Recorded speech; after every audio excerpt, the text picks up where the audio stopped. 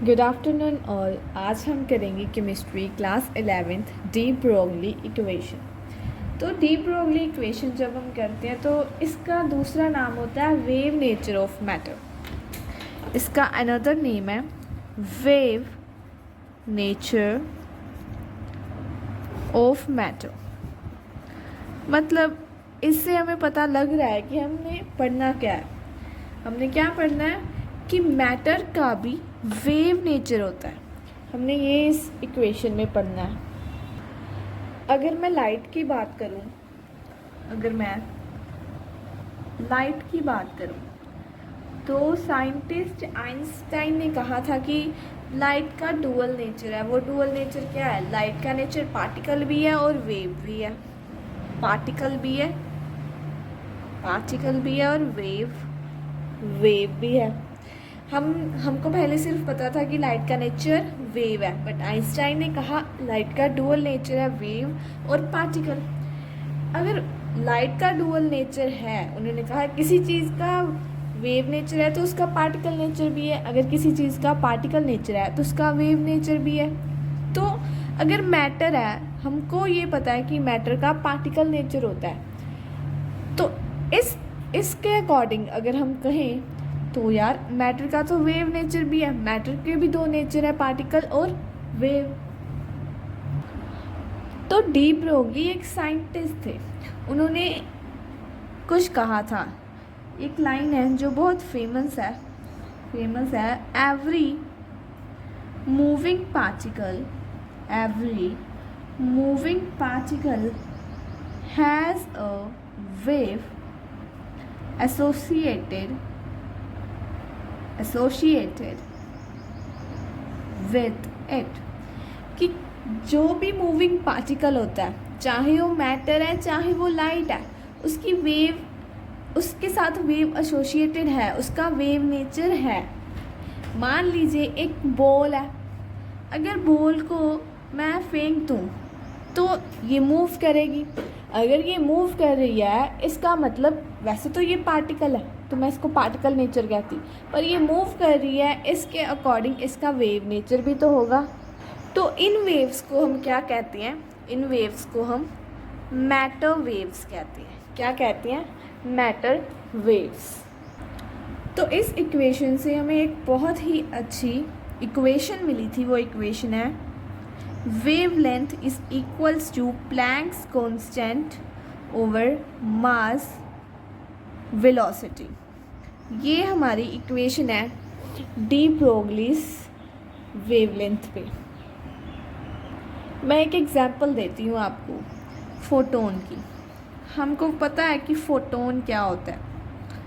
Photon एक energy है, energy of. तो फोटोन्स हमारे पास क्या है? Packets of energy. फोटोन्स को हम पार्टिकल कहते हैं। हम कहते हैं फोटोन एक पार्टिकल है। पर अगर फोटोन पैकेट्स ऑफ एनर्जी है, जो एनर्जी मूव कर रही है, तो हमने पढ़ा हुआ है ना कि ये मेटल है। ये मेटल की सरफेस पर अगर एनर्जी पड़ेगी तो इलेक्ट्रॉन निकलेगा। ये हमारी फोटो इलेक्ट्रिक इफ़ेक्ट है, ये हमारा फोटो इलेक्ट्रिक इफ़ेक्ट है। तो अगर फोटोन है जो हमारा, वो मूव कर रहा है, वो पार्टिकल है, तो अगर मूव कर रहा है उसके पास वेव नेचर भी तो है। पर इस केस में डी ब्रोगली इक्वेशन में एक एक्सेप्शनल केस आ गया। वो एक्सेप्शनल केस क्या है कि हमारे पास डेली लाइफ में हमारे पास दो टाइप्स के ऑब्जेक्ट्स होते हैं। एक ऑब्जेक्ट होता है जो मैक्रोस्कोपिक होता है,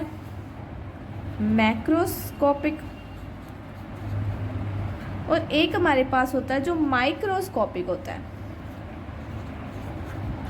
माइक्रोस्कोपिक ऑब्जेक्ट्स और मैक्रोस्कोपिक ऑब्जेक्ट्स। माइक्रोस्कोपिक ऑब्जेक्ट्स जिनको हम माइक्रोस्कोप के साथ देख सकते हैं, फॉर एग्जाम्पल इलेक्ट्रॉन। और मैक्रोस्कोपिक वो होता है जो जिन ऑब्जेक्ट से हम डेली लाइफ में डील करते हैं। फॉर एग्जांपल, इसकी एग्जांपल में मैं बॉल ले लेती हूँ एक, ठीक है, तो वो मैक्रोस्कोपिक ऑब्जेक्ट्स हो गए। अभी जब माइक्रोस्कोपिक ऑब्जेक्ट्स हैं उनमें मैं ये इक्वेशन लगाती हूँ, सॉल्व करते हैं ज़रा। एक्चुअल में जो माइक्रोस्कोपिक ऑब्जेक्ट्स होते हैं उन पर ही डी ब्रोगलीस इक्वेशन काम करती है। मैक्रोस्कोपिक ऑब्जेक्ट्स जो डेली लाइफ में हम जिनसे डील करते हैं, डी ब्रोगली इक्वेशन इस पर डेली लाइफ ऑब्जेक्ट्स पर डील नहीं करती, और इसको हम इसी इक्वेशन की हेल्प से समझेंगे। तो मान लीजिए ये मैंने एक फॉर्मूला लगाया, अभी सॉल्व करते हैं। प्लैंक्स कांस्टेंट की वैल्यू ले लेते हैं, मास ऑफ इलेक्ट्रॉन ले लेते हैं, एंड वेलोसिटी ले लेते हैं। जब इन सब को हम सॉल्व करेंगे तो हमारे पास कुछ ऐसा आंसर आएगा।